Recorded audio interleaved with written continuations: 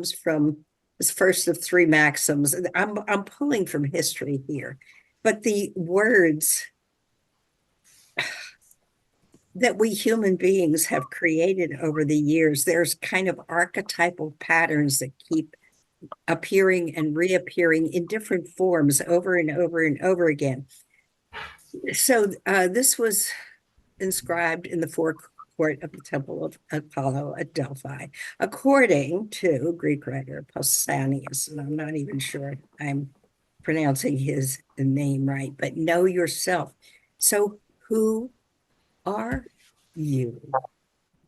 Uh, who are you and who am I? And who are the other people with whom you are interacting? Mhm. Because each one of us is unique.